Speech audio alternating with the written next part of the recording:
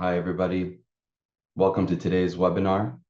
I'm David Villegas. I'm a digital marketing manager here at Samba Scientific, one of the best marketing agencies for life science brands. Please be sure to check us out, subscribe to our YouTube channel, or connect with us on LinkedIn so you're always in the know about what we have going on here at Samba. A little bit about me.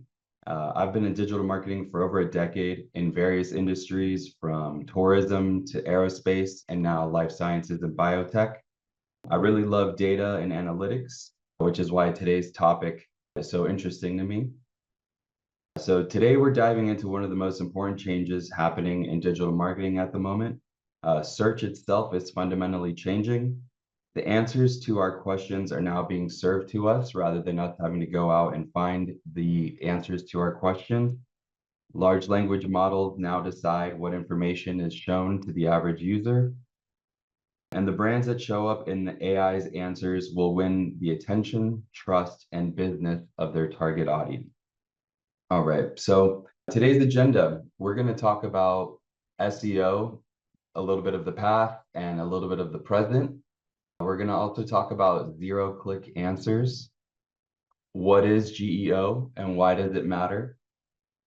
We're also going to talk about GEO in life sciences and what you can do today. We're also going to talk about what Samba is doing with GEO at the moment, some of the things that we're testing out, some of the things that we're working on behind the scenes here. And then we're also going to touch on a little bit of the unknowns, some questions that we haven't figured out an answer to yet, some things that we haven't figured out how will unfold exactly, and things like that. This is a pretty hot topic and pretty new to the scene. So I don't think everybody or anybody has all the answers just yet. So there's definitely still a lot to unfold in this exciting topic. And then we'll close out with a Q&A portion. So let's kind of talk a little bit about SEO in the beginning. The SEO that most of us have known to love and understand, and how it's changing. So for the past two decades, traditional SEO has really been the primary driver of online visibility for all businesses in every industry. So during that time, we focused on site speed and performance. We embraced responsiveness and the switch to a mobile-first internet. We also did a lot of keyword research, competitive keyword gap analyses, and we wrote plenty of blogs, all in the hopes that our content would land in one of the top 10 blue links of Google or any other search engine search result page. The KPIs we tracked were impressions, clicks, click-through rates, bounce rates, and conversions. But now things are kind of changing up, and quite dramatically, if you will. The landscape of search and SEO has fundamentally changed with the introduction of AI and the rise of the zero-click answer. So as zero-click answers become more of a norm, marketers will start caring more about brand presence and reputation in AI systems rather than ranking in the blue links of the search result.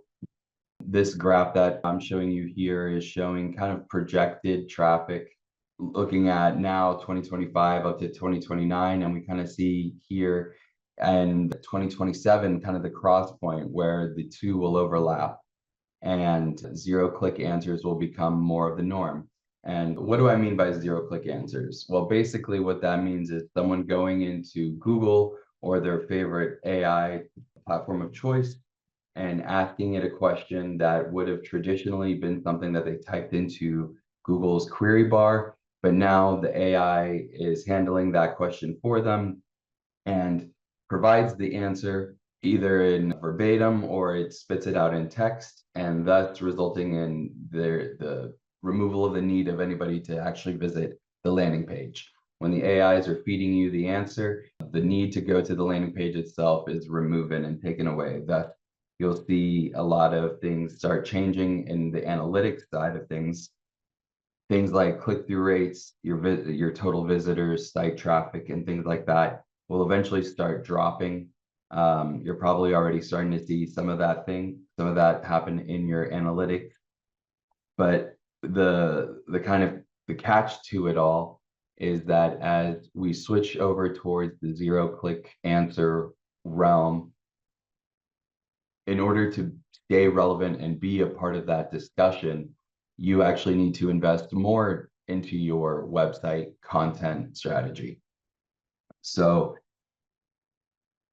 subject matter expertise and unique data will be rewarded because the large language models are going to look for authoritative sources, which is why there's a very popular acronym in SEO called the EAT principle. It's EEAT. It stands for experience, expertise, authoritativeness, and trustworthiness.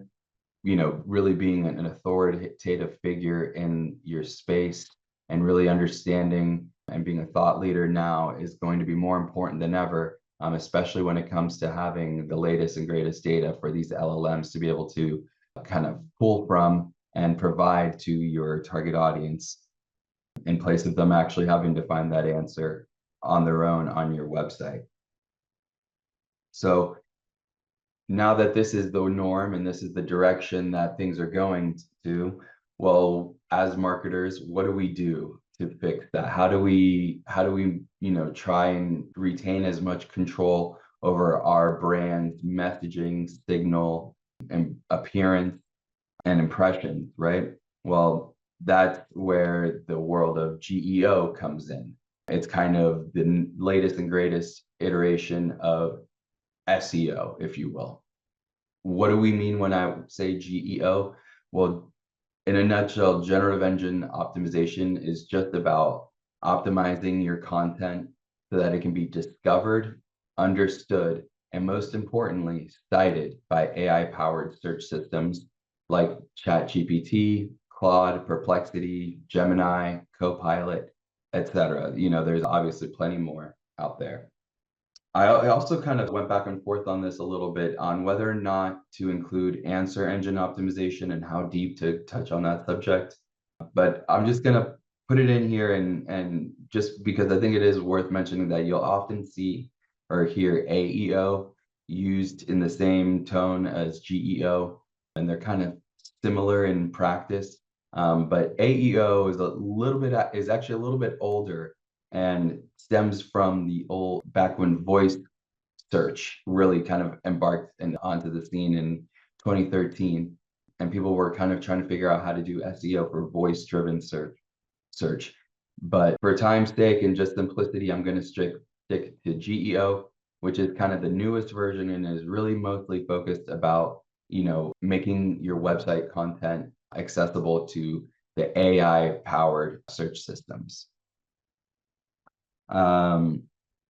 So what's important to understand is about GEO and kind of like what sets it apart is that large language models don't scroll, they don't click, and they don't see, your beautiful hero banner. They don't see all the time that your designer spent on crafting a really nice image and, everything that typically would have worked above the fold. No, for AI systems, all that matters is that they can consume structured, clear, and meaningful data. If content isn't explicit and easy to extract, the truth is it probably won't show up in AI answers. So generative engines only surface a few citations per result. And the truth is that it's a winner-take-most environment. Fewer links appear in AI answers compared to the classic blue link SERPs. So being the source content for an AI's response is the name of the game now. No longer are the times where you would have a plethora of content on your website that people would go and comb through and read and extract their own answers from. No, now we need to provide those answers to the LLMs that are going to do that process for our users. So it's really important to make sure that your brand is poised to be an authoritative figure and an expert in the space. And really, when it comes down to it, any topic that's discussed on your landing page.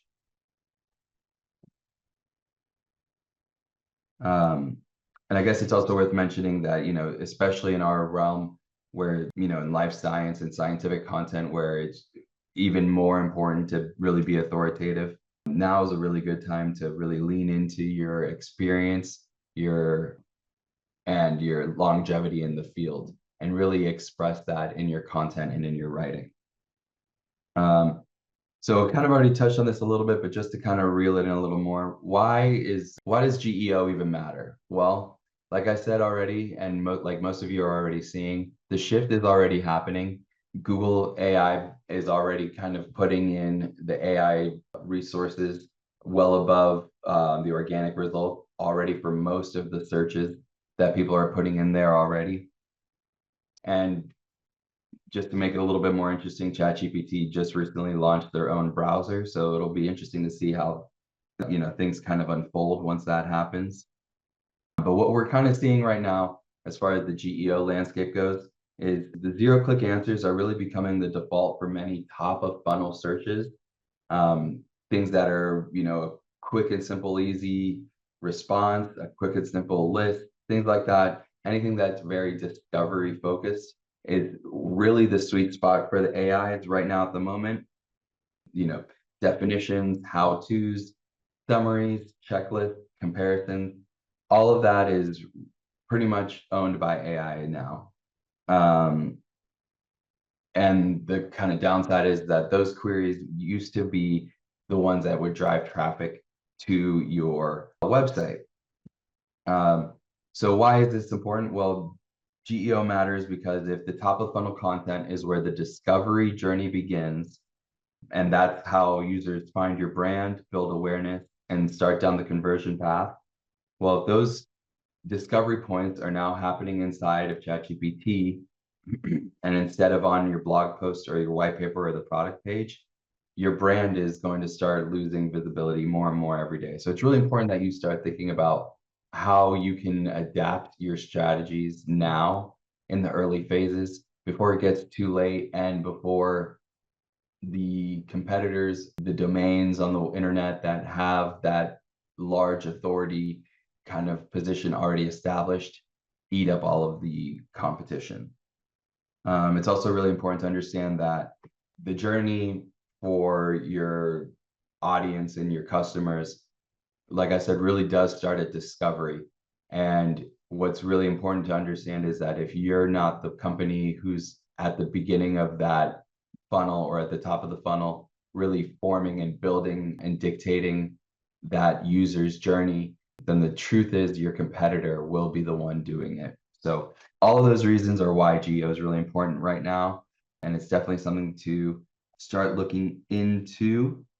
So how do we do that? How do we do that specifically for life sciences? Because the truth of the matter is the AIs are just haven't caught up to our industry yet. For example, whenever I'm building a Google Ads campaign, Google now has an AI companion that shows up on the right-hand side when you're building ads, and it tries to do things like recommend keywords, recommend ad copy. And I swear to you, for the last 6 months that this tool has been active, I've been seeing the same message. We are unable to assist you with the topic at this time. So I think for us, we still have a little bit of leeway because, we're not selling sneakers. We're selling a little bit, our topics are a lot more complex and highly specific. So the AIs are a little bit behind that, which creates a unique opportunity for us in the life sciences marketing community to really kind of get ahead of that. Well, how do we do that? I guess if I haven't made it clear already, there's no one, shiny new function or strategy that is specific to GEO. Realistically, GEO is all about best practice SEO, just aimed at the crawlers rather than the end reader. So what does GEO look like in life sciences? Well, the first and most important thing is to always be focusing on that EAT principle. GEO builds on top of SEO, and it brings a new question to the table. Can AI understand this content well enough to use it in an answer? So that's pretty much the question you should be asking yourself before you get started on a new piece of content for the web. And you really want to make sure that you touch on these 4 pillars. And these are the 4 pillars that Google has been recommending for kind of SEO best practices for a while. And they're the same 4 pillars that they're still recommending people implement when it comes to the world of GEO. And that's experience, expertise, authoritative, and trustworthiness. Why? Well, because the truth of the matter is that you want your answers from experts who have good authority and have been trusted by all of their other site visitors for a long time. Directly answer FAQs on your page. This kind of ties into how the GEOs were really focusing in on top of funnel searches. Those are going to be your how-tos, what is, how does type of searches. Like I said, discovery level, very top of funnel. So what can you do to kind of own that space a little bit? Answer your FAQs, which generally tend to be very top of funnel type questions, directly on your pages. It can be towards the bottom of the page. It doesn't need to be above the fold, but consider adding that strategy towards your top and most important pages. The other part of that also stems from right now, the way that GEO is kind of measured is by kind of tracking your brand's performance through a variety of queries or questions that people ask in AI. Sort of how in traditional SEO you would track keywords, and GEO, what we're seeing is more of a tracking of questions. So the better you understand the questions that you would like your brand to show up for, then you can be proactive about understanding, those questions that your target audience may have about you, and then take that knowledge and implement it into your content strategy. And then making that into like an FAQ section on each of your page that the AIs can quickly reference and pull, but not also just for the AIs but also the users, because the FAQs realistically should be highly valuable content for most visitors to your page. Also have a note here about including structured formats like schema, tables, bulleted lists, things that are very easy for the bots to parse through. Then break complex topics into digestible sections with headings, poised as questions. This one's really important, not only just for SEO, but just for your UI and your user experience. Humans don't like to read just a wall of text. And usually when confronted by that, they'll tend to kind of walk away, click off your page and go to visit another result. So as always, for best practice, put your blog post or your content that's text heavy into easy to digest sections, break it up with headers and things like that, so it's easy to skim as well. And then also don't forget your SEO fundamentals, making sure there's a target keyword, making sure your keyword is featured within the first 100 characters on a page, using a proper heading structure and things like that. All of that will be very important in ensuring that your site is good for not only SEO, but also the evolutions of GEO, AEO, and every other acronym in between. Remember, SEO is all about getting the clicks. GEO is about getting referenced. Generative engines are trying to quickly extract the essentials of a topic. So remember that they need structure, clarity, and proof. When you give that to them, your expertise becomes the answers users see. So remember to strive for that EAT principle and clean, structured content on your website. What can you do now? Well, there's definitely a lot that you can do now, and I think the majority of it really stems from just covering all of your SEO best practices and basics first. Some of the things that really are going to make your most impact for both SEO and also GEO is going to be making sure that you have one clear topic per page. This kind of echoes back to what I just said about having, one keyword or topic or focal point per piece of content on your website. Make sure that you have strong H1 and subheading structure. So every page should have a H1 and then H2, H3 structures underneath, breaking down the order of importance. Remember that depth shows authority. One thing that we do for Samba is when we do our SEO audits is we often see one of the biggest kind of warnings that our SEO tools flag is thin content. Thin content is kind of a flag that's raised in SEO because the truth of the matter is when it comes to SEO and getting seen, visibility is given to those websites and domains that do the best job answering the questions that its visitors had when they found that website. So making sure that you're covering every aspect of it, every potential next question, and that you're extremely thorough is how you build authority. That also strengthens things like backlinks, which are showing to not be as important for GEO, but are very important for SEO. You also want to make sure that your content is up to date and original, but especially up to date. Everybody, and especially the AIs, really always want to have fresh, up-to-date content. So you really want to make sure that you're keeping your evergreen content fresh and checking in on it constantly. And then schema. I've thrown this word around a little bit, but I don't think I've really given it enough justice to explain what schema is.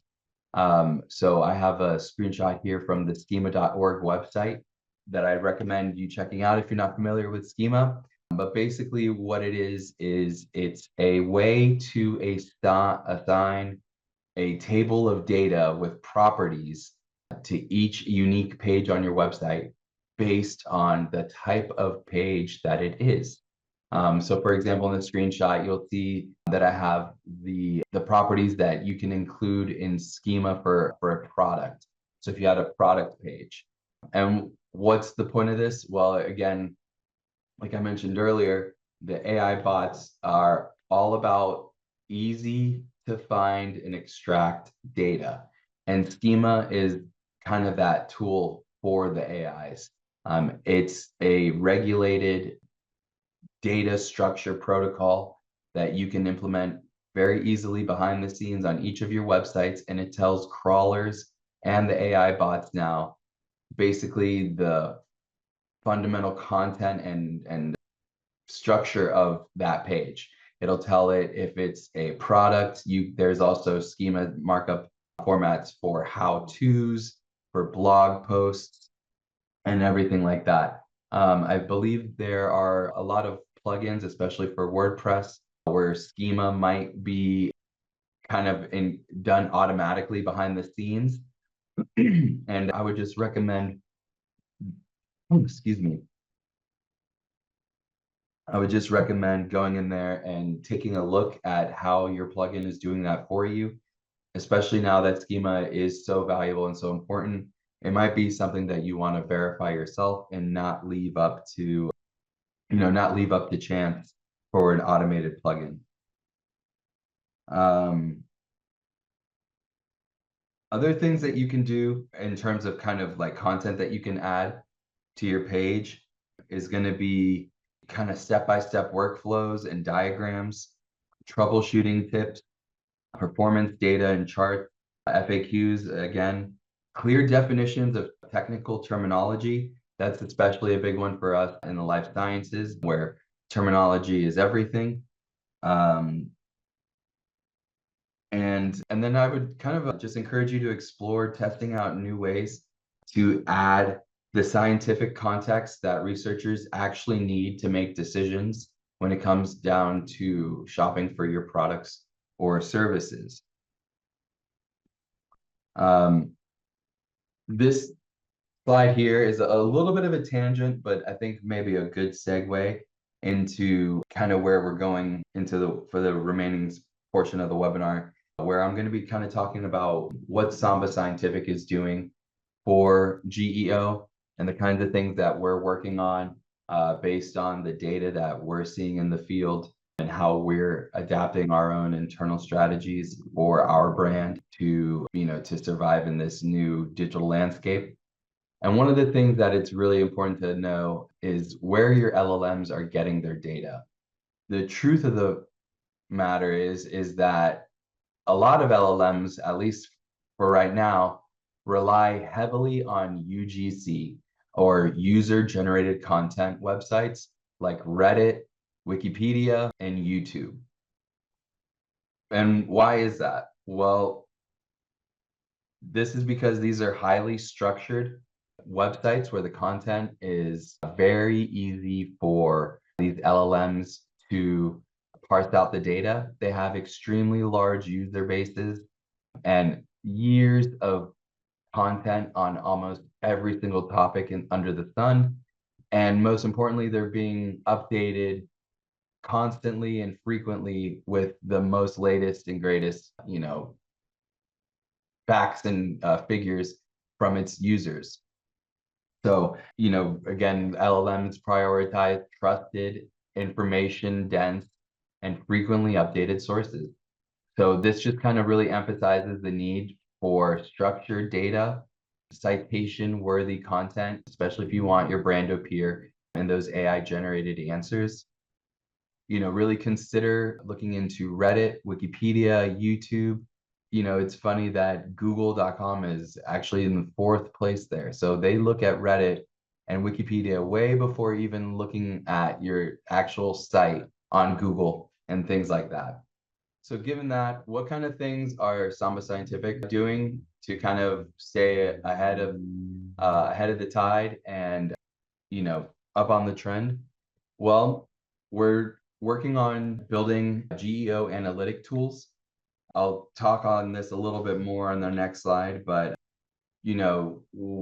trying to kind of understand how to measure, how to track, especially over time, how LLMs perceive your brand, what kind of queries you show up for, what kind of questions LLMs recommend you for the most, but then also how do you show up for queries or questions to these AIs that maybe you're not showing up for yet at the moment, but you would like to be. Those are the kinds of things that we're working on behind the scenes. We're also exploring, technical additions to the website, like an LLM's text file. This works kind of like a robots.txt file, where it, lays out for the crawlers a roadmap, if you will, what's on your website and how to work with the content on your pages.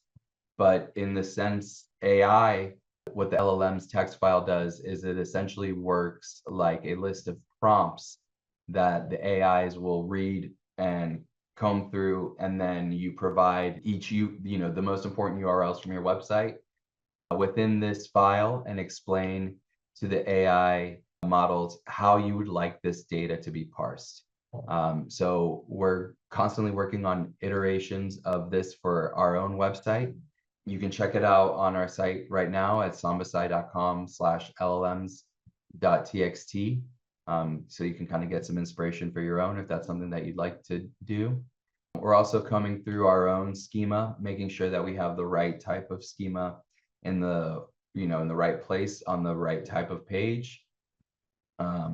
And then also coming through our SEO and checking in on the basics, making sure that we're following best practices when it comes to just good old-fashioned SEO, because aside from the formatting, the good old basics of SEO are still very important and kind of what matter most right now.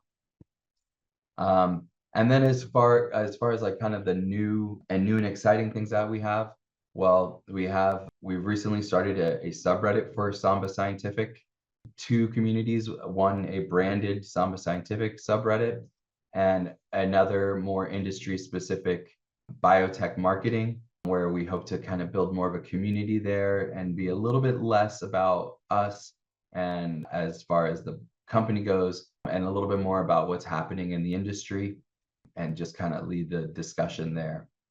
And then of course, continuing to build our YouTube channel. Like you saw in our previous slide, YouTube is one of the places that AIs are going to the most. So making sure that you have a, strong content on your channel and good representation there is something that we're continuing to work on. You can also go and check that out to see all of our other webinars that we've worked on for both ourselves, but also with some of our other clients. And I think that you guys would really enjoy that. A lot of really cool topics to dive into there.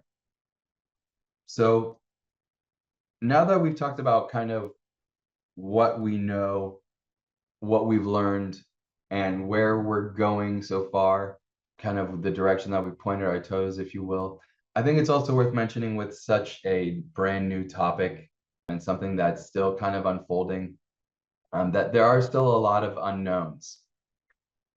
One of the main unknowns and kind of the most important one is kind of the measurement point of all of this. How do we ensure that our brand is being spoken of in the right way? How often is that happening?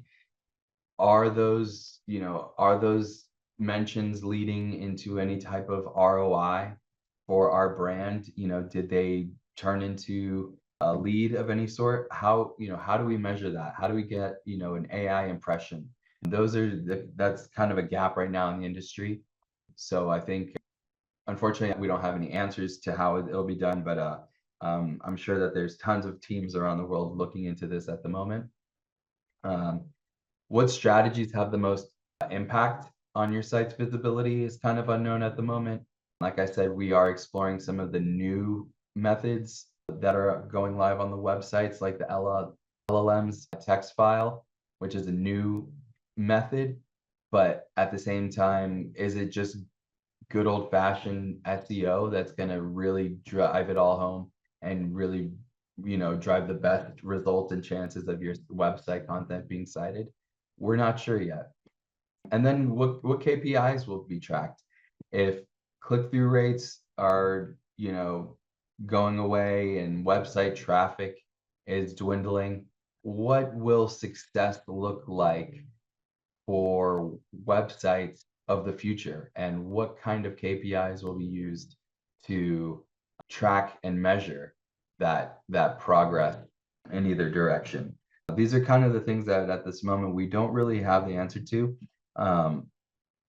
But marketers at Samba Scientific, and I'm sure around the world, are spending days and hard hours to try and figure all this out for us. So I think it's a really exciting time to be a part of digital marketing.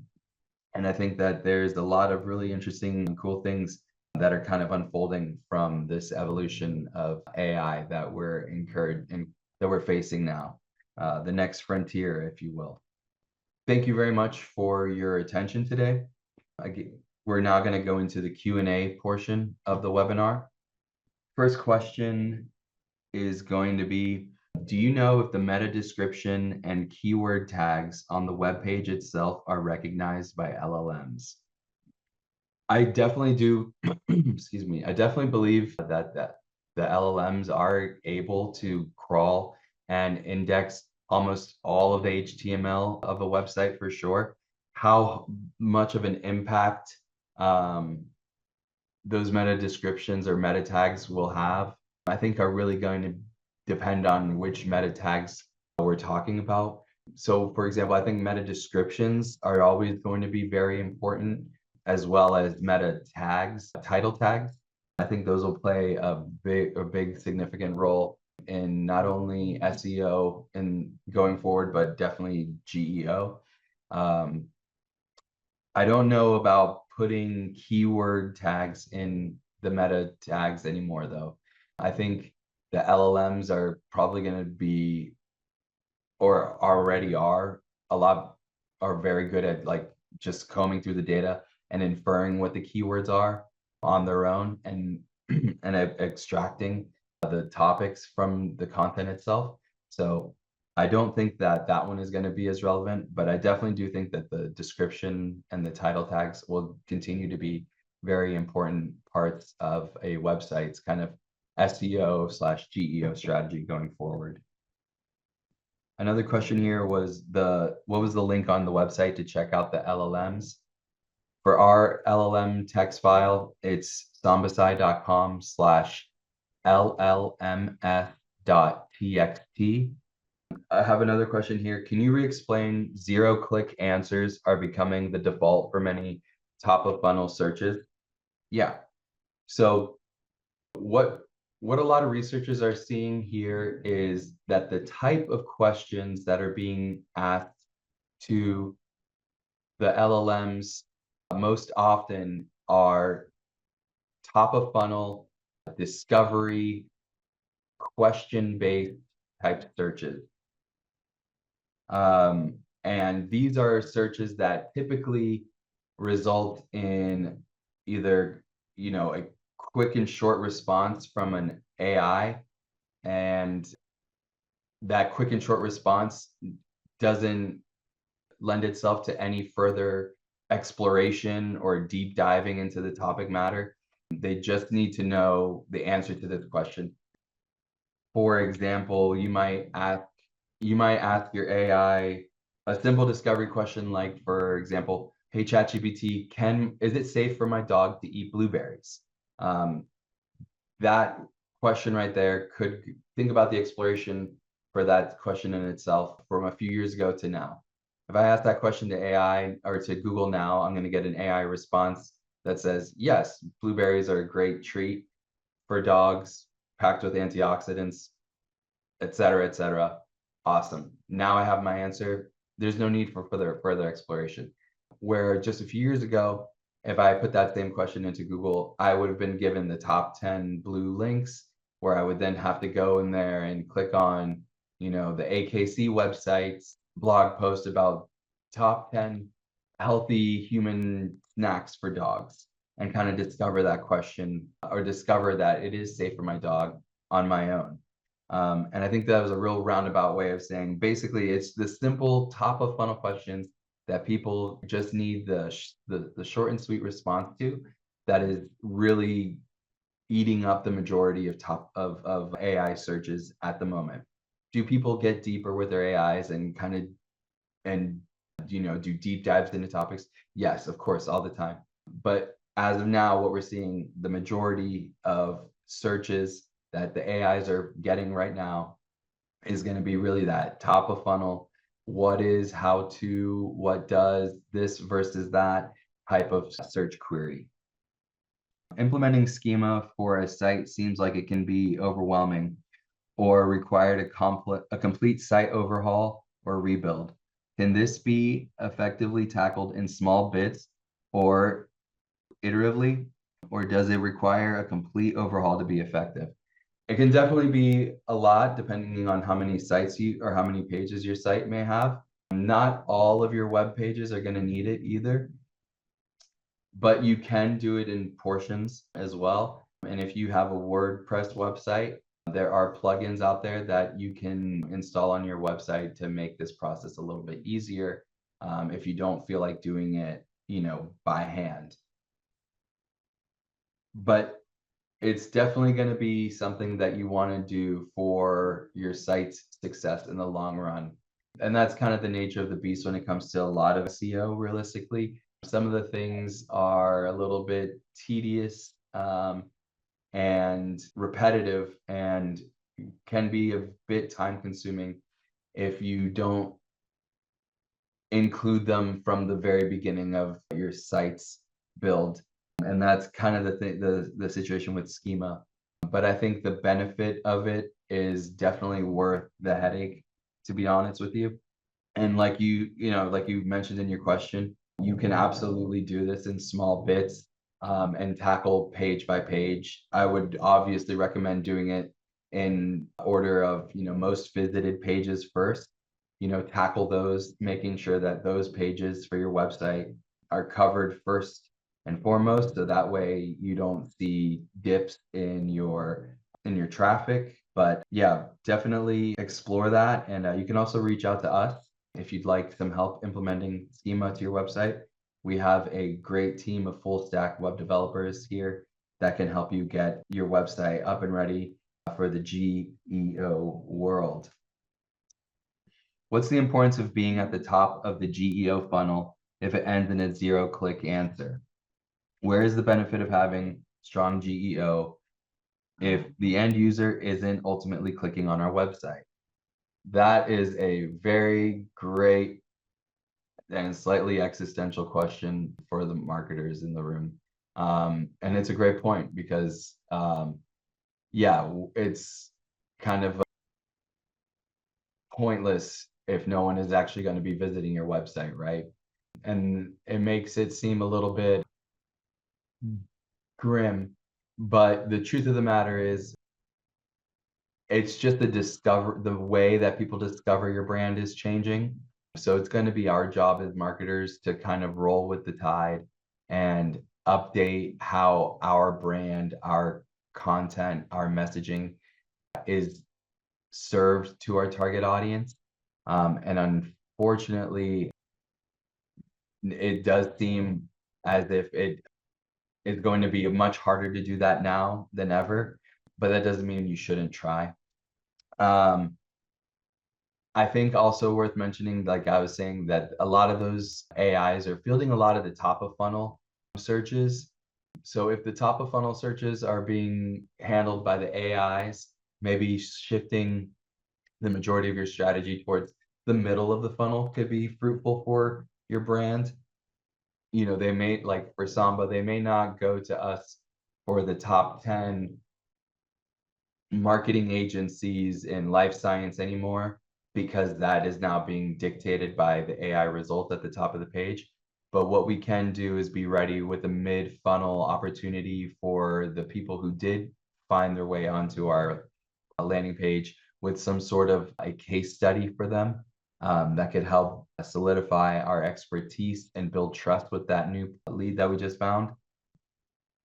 But I think not all hope is lost. I think it's definitely still important to, you know, create that top of funnel strategy and have it there. Just have the expectations and understanding that, you know, the click-through rates and the traffic on those pages just may not be as high as it once was.